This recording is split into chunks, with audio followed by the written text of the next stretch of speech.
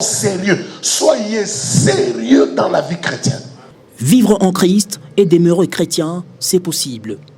Les secrets pour une richesse efficace, saine et stable ont été dévoilés au cours de cette conférence dite École des business, animée par l'évêque Jean-Claude Toumba et l'apôtre Delphin Wampanga ce samedi 21 juin 2025 dans la salle des conférences de l'hôtel Kolwezi Lodge.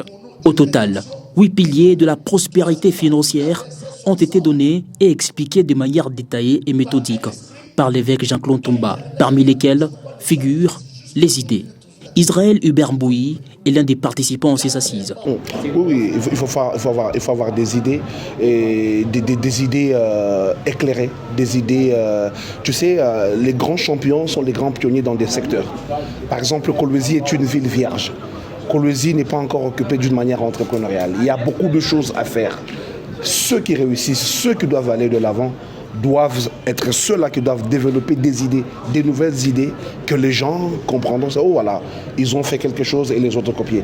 Moi je pense qu'avec ce que nous venons d'apprendre, nous autres allons devenir des pionniers dans cette ville, des pionniers dans cette province. Pourquoi pas dans ce pays? Aujourd'hui on parle du Congo comme un pays vierge, comme un pays d'opportunités. L'on retient également les principes de la prospérité dans la dimension de la compréhension des termes d'alliance qui ont été enseignés par l'évêque, en se basant justement sur les Écritures saintes. Je vous dis que Satan n'a rien créé. Il utilise ce qui existe dans la parole de Dieu.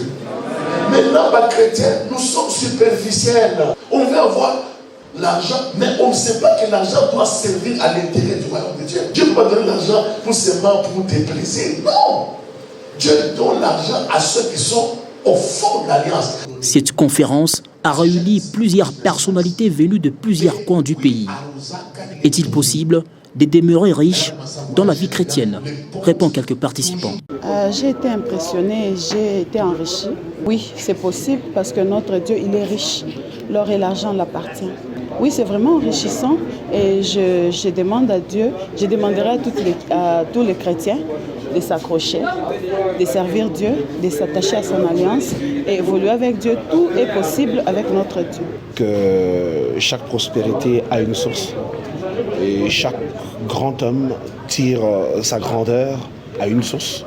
Et pour nous chrétiens, notre source c'est le Seigneur. Voilà pourquoi nous sommes venus participer à cette école, apprendre encore un peu beaucoup plus, et afin de fructifier ce que nous avons déjà et avancer vers un bel avenir. Tout chrétien est appelé à connaître et comprendre ces choses, a laissé entendre le pasteur Ephrata Maïka.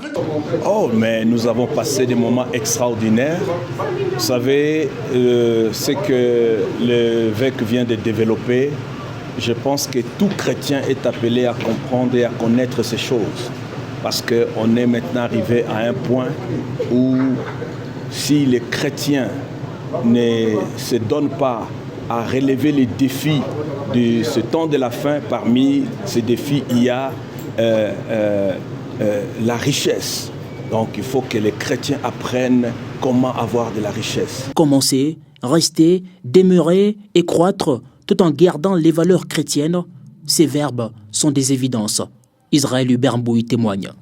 Tout à fait, vous savez, quand tu connais d'où tu viens, quand tu connais où Dieu t'a ramassé, tu ne peux que demeurer à ses pieds. J'ai toujours dit à mes étudiants, et quiconque veut l'entendre aussi, que chaque chose, chaque temps, chaque circonstance répond à des besoins. Et ainsi, quand on est chrétien, et on connaît où est-ce que Dieu nous a ramassés, on est obligé de demeurer à ses pieds.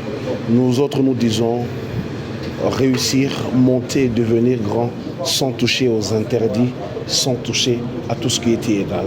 Et une chose merveilleuse de voir un chrétien commencer petit, grandir, croître et demeurer dans la chrétienté. C'est ce que nous faisons.